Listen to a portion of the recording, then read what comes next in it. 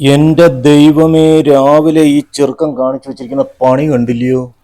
Shoe, ഞാൻ എന്തുമാത്രം കഷ്ടപ്പെട്ട് തയ്ച്ച മെത്തയായി ഈ ചെറുക്കം കടിച്ചെടുത്തോണ്ട് പോകാതെ സ്വസ്ഥമായിട്ട് അതിനകത്ത് കിടന്ന് ഉറങ്ങിക്കോട്ടെന്നും പറഞ്ഞുകൊണ്ട് തയ്ച്ചെല്ലാം റെഡിയാക്കി വെച്ച മെത്തയാ. നീ എന്തേലും കാണിക്ക്. ഞാൻ പോയി ഒരു ചായ കുടിച്ചിട്ട് വരട്ടെ. പക്ഷെ എന്തോ ഒരു കഷ്ടമായി തീർന്നെന്നറിയാമോ? താണ്ട കണ്ടോ, ഞാനൊരു ചായ കുടിച്ചിട്ട് വന്നപ്പോഴത്തേനും അതിൻ്റെ ബാക്കി 2 തയ്യൽ ഉണ്ടായിരുന്നതും കൂടെ ദാണ്ട ആശാൻ അഴിച്ച് കടിച്ച് ഇളക്കി ദാണ്ട റെഡിയാക്കി വെച്ചിട്ടുണ്ട്. ഇവൻ എന്തിൻ്റെ കുരുത്തക്കേടാന്ന് നോക്കിക്കോണേ.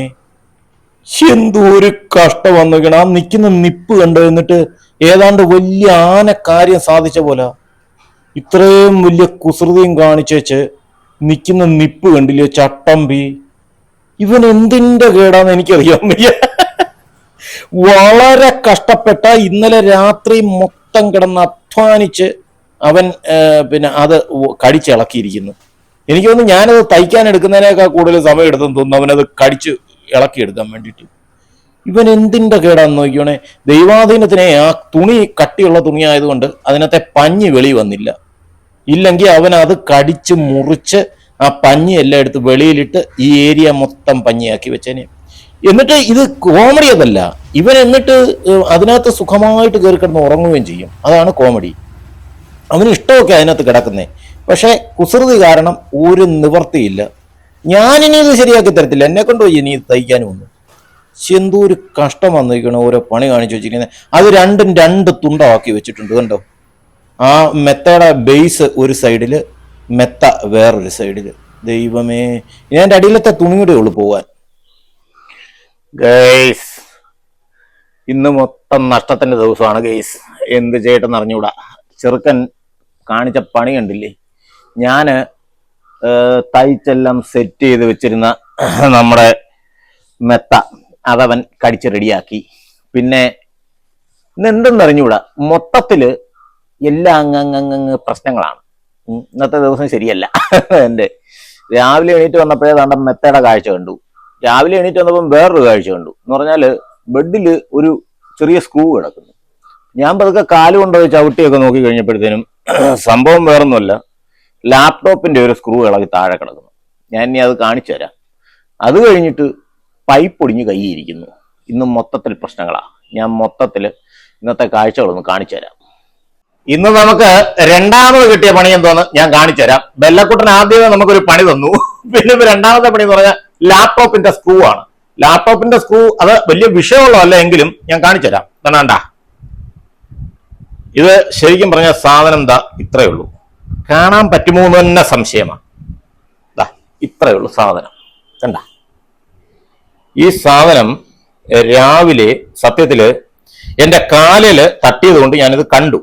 കൊണ്ടുകയറിയൊന്നുമില്ല, കാരണം അതിന് മൊനയൊന്നുമില്ലല്ലോ. തട്ടിയത് കൊണ്ട് ഞാനിത് കണ്ടു. ഇത് ശരിക്കും പറഞ്ഞാല് ലാപ്ടോപ്പിന് ശരിക്കും ഇതിന്റെ ബാക്ക് സൈഡിലെ ഇതാണ് കണ്ടില്ലേ, ഒരു സ്ക്രൂ ഇതുണ്ട്, ഈ സ്ക്രൂ ഉണ്ട്, കണ്ട ഈ സ്ക്രൂ ഉണ്ട്. ഈ രണ്ടാമത്തെ സ്ക്രൂവാ നമുക്കിപ്പോ പോയിരിക്കുന്നത്. ഇത് പിന്നെ മൂന്നാമത്തെ സ്ക്രൂ. അതില് നടുക്കത്തെ സ്ക്രൂ ഇളകിപ്പോയി. പക്ഷെ അത് നമ്മളെ വലുതായിട്ട് ബാധിക്കത്തില്ല. എങ്കിലും നമുക്കത് ഫിറ്റ് ചെയ്യണം. കാരണം ഇനിയിപ്പം അടുത്ത 2 സ്ക്രൂ ഇളകിപ്പോയാൽ ഏകദേശമൊക്കെ ലാപ്ടോപ്പ് രണ്ടും 2 പീസായി പോകും. അതുകൊണ്ട് പിന്നെ മൂന്നാമത് കിട്ടിയ പണി എന്ന് പറഞ്ഞു കഴിഞ്ഞാല് നമ്മുടെ കേബിള് കട്ടായിട്ട് ഇപ്പം 4 ദിവസമായി. കേബിൾ അല്ല, നെറ്റ് കട്ടായിട്ട് 4 ദിവസമായി. അപ്പോൾ വൈഫൈ ഇല്ല. വൈഫൈ ഇല്ലാത്തതുകൊണ്ട് ഞാനിപ്പോ ശരിക്കും പറഞ്ഞാൽ കുറച്ച് ദിവസമായിട്ട് വീഡിയോയും നമുക്ക് അപ്ലോഡ് ചെയ്യാൻ പറ്റുന്നില്ല. അങ്ങനെ ഒരു വല്ലാത്തൊരവസ്ഥ നിൽക്കുകയായിരുന്നു. അപ്പൊ എന്താ പറയുക, ഈ 4 ദിവസവും ഏഷ്യാനെറ്റിൽ നിന്ന് ആള് വന്നിട്ട് ഈ കേബിളിന്റെ നെറ്റിന്റെ ആള് വന്നിട്ട് അവർ ഇതെല്ലാം ചെക്ക് ചെയ്തു, ഇവിടെ മൊത്തം പരിശോധിച്ചു. അപ്പോ വെളിയിലത്തെ കണക്ഷൻ, അതായത് നമ്മുടെ ഈ ഔട്ട്ഡോറിലുള്ള കണക്ഷൻസ് മൊത്തം അവർ ചെക്ക് ചെയ്തു.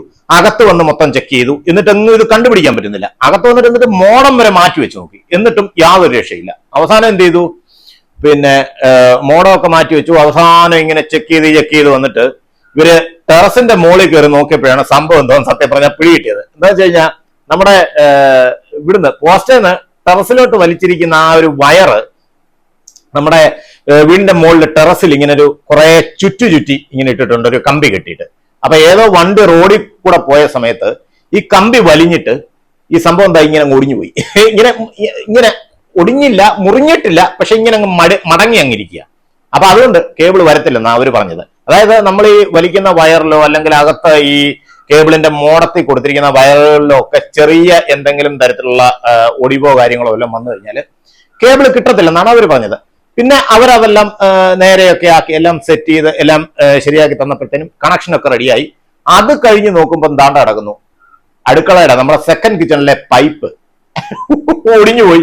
പൈപ്പിന്റെ പിടി ഞാൻ അതിപ്പോ കാണിച്ചു തരാം, അത് ഒടിഞ്ഞുപോയി. ഇന്ന് ഈ വീട്ടിൽ എന്താണ് സംഭവിക്കുന്നത് എനിക്ക് ഒരു പിടുത്തം കിട്ടുന്നില്ല. ഇപ്പൊ 3-4 ദിവസമായി.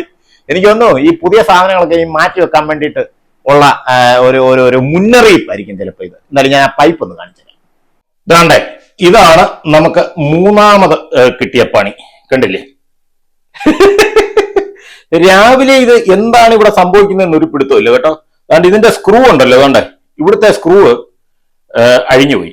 ഞാൻ ആദ്യം വിചാരിച്ചത് ആ ലാപ്ടോപ്പിന്റെ സ്ക്രൂ ആയിരിക്കും അതെന്ന് വിചാരിച്ചത്. ഞാൻ വിചാരിച്ചത് അവളുടെ നൈറ്റിയിലോ വല്ലതും പറ്റിപ്പിടിച്ചേ അവിടെ വന്നപ്പം ബെഡ്റൂമിൽ ആ റൂം വന്നതാണെന്ന്, സ്ക്രൂ വന്നതാണെന്നാണ് ഞാൻ വിചാരിച്ചത്. പക്ഷെ സംഭവം അത് ലാപ്ടോപ്പിന്റെ, ഇത് പൈപ്പിന്റെ, ഇതിങ്ങനെ കയറ്റിയിട്ടിട്ട് സ്ക്രൂ ഇട്ട് മുറുക്കുന്ന ഒരു സാധനം കണ്ട. അത് പക്ഷെ അതും കിട്ടുന്നില്ല. ഇനിയിപ്പോ കടയിൽ പോയി സ്ക്രൂ വാങ്ങിക്കണം. അങ്ങനെ കുറെ പരിപാടികളാണ് ഇന്നത്തെ ഉള്ളത്. ഇനിയിപ്പോ എല്ലാം ഇന്ന് കംപ്ലീറ്റ് ഫിറ്റിങ്സിന്റെ പരിപാടികളുമായിട്ട് വേണം നമുക്ക് നിൽക്കാനായിട്ട്. അങ്ങനെ മൊത്തത്തിൽ ഇന്നത്തെ ദിവസം ഓരോരോ സാധനങ്ങൾ വെച്ച് നശിപ്പിക്കപ്പെട്ടുകൊണ്ടിരിക്കുകയാണ്. എനിക്ക് തോന്നുന്നു ഇന്നത്തെ ദിവസം മൊത്തം കംപ്ലീറ്റ് പഴയ സാധനങ്ങളൊക്കെ മാറി പുതിയതിലേക്ക് വരാൻ വേണ്ടിയിട്ടുള്ള പരിപാടികളാണെന്ന് തോന്നുന്നു. എന്തായാലും നമുക്ക് നോക്കാം. മൊത്തത്തിൽ അങ്ങനെ ഇന്നത്തെ ചളകുളവായിട്ടിരിക്കുകയാണ്. ഇനിയിപ്പം കുറെ ഓട്ടമുണ്ട്. ഞാൻ സത്യത്തില് ടെറസിലെ കാഴ്ചകളൊന്ന് കാണിക്കാൻ വേണ്ടിയിട്ട് കേറിയതാ. അപ്പൊ എന്താണ്ടേ, ബെല്ലക്കുട്ടനും എന്റെ കൂടെ ചാടി കേറിയിട്ടുണ്ട്. കണ്ടില്ലേ? ഇനിയിപ്പൊ ഇവനെ താഴെ ഇറക്കുന്നതും ഒരു വലിയ ടാർജറ്റാ. ഇനിയിപ്പൊ ഞാൻ കേബിളിന്റെ കാര്യം കാണിച്ചു തരാം. ഇതാണ് കേബിളിന് കിട്ടിയ പണി. കേബിളിന്റെ കണ്ടില്ലേ, ടെറസിന്റെ മുകളിൽ നമ്മളിപ്പം 3 കാര്യങ്ങളും കാണിച്ചു. അപ്പം ഇതുകൂടെ കാണിച്ചില്ലെങ്കിൽ മോശമല്ലേ? ഇത് സത്യം പറഞ്ഞാ ഇവിടെ ഇങ്ങനെ ചുറ്റി ഇങ്ങനെ വെച്ചിരിക്കുകയായിരുന്നു. ഇതിലിങ്ങനെ കെട്ടി. അപ്പോ ഇവിടെ ഇങ്ങനെ ചുറ്റിയിട്ടിരുന്നതില് ഈ പോർഷൻസിൽ അതാണ്ട് ഇവിടം നല്ലൊരു ഒടിവ് വന്നു. അവര് അതെല്ലാം പിടിച്ചു നൂത്ത് എല്ലാം സെറ്റ് ചെയ്ത് പിന്നെ കറക്റ്റായിട്ട് റെഡിയാക്കി എല്ലാം ഇട്ടു. അങ്ങനെ മൊത്തത്തില് ഇന്ന് മൊത്തം പണിയാ. പിന്നെ ഞാൻ വേറൊരു കാര്യം പറയാൻ മറന്നുപോയി. അതിന്റെ കൂട്ടത്തില് എന്റെ നടുവൊന്ന് വെട്ടി, അതും എനിക്ക് നല്ല പണിയായിട്ടിരിക്കുക. അങ്ങനെ ശാരീരിക അസ്വാസ്ഥ്യം, അതുകൂടാതെ വീട്ടിലെ കുറേ പ്രശ്നങ്ങൾ, അങ്ങനെ മൊത്തത്തിൽ ഇന്ന് കംപ്ലീറ്റ് പണി കിട്ടിക്കൊണ്ടിരിക്കുന്ന ദിവസങ്ങളാണ്. അപ്പോൾ ഇന്നത്തെ വീഡിയോയുടെ വിശേഷങ്ങൾ ഇത്രയൊക്കെ ഉള്ളൂ. അപ്പോൾ ഇനി ഇതെല്ലാം ശരിയാക്കണം എന്നുള്ളതാണ് ഏറ്റവും വലിയൊരു ടാർഗറ്റ് എന്ന് പറയുന്നത്. അപ്പോൾ എൻലെസ് ജേർണി ബൈ ദീപുവിന്റെ ഇന്നത്തെ വീഡിയോ ഇഷ്ടപ്പെട്ടെങ്കിൽ സബ്സ്ക്രൈബ് ചെയ്യാനും ലൈക്ക് ചെയ്യാനും ഷെയർ ചെയ്യാനും കമന്റ് ചെയ്യാനും മറക്കരുത്. നാളത്തെ വീഡിയോയിൽ ഇതിന്റെ റിപ്പയറിംഗ് വിശേഷങ്ങളുമായിട്ട് വീണ്ടും നമുക്ക് കാണാം. Okay, by.